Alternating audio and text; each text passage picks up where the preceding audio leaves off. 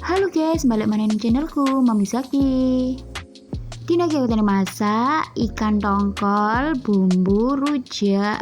Kayak bambane kabeh wis tak sepil nang nggon video iki ya guys. Sing pertama iki aku goreng iwake rada garing titik. Iki tak tutup ben gak meledos. Lak wis rada ketok coklat dientas ae, gak usah sampai gosong.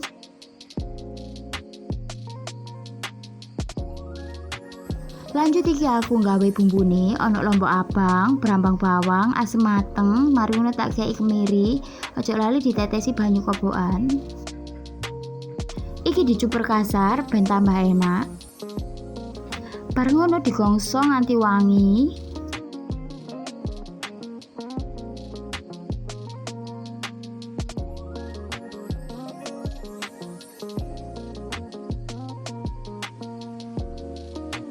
Baru tak tambah geprekane laos ben tambah sedep. Kayak gula, uyah, bubuk kaldu. Masing-masing sak sekrop.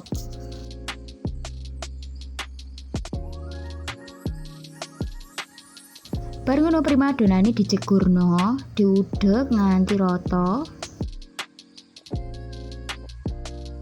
Tak tambahi banyu setengah tandon ben nyemek-nyemek nganti sate dienteni. Ojo lali diicipi rasane kurang apa ya guys. Nah iki wis mateng, cocok dimaem ambek sego anget. Suwun ya guys.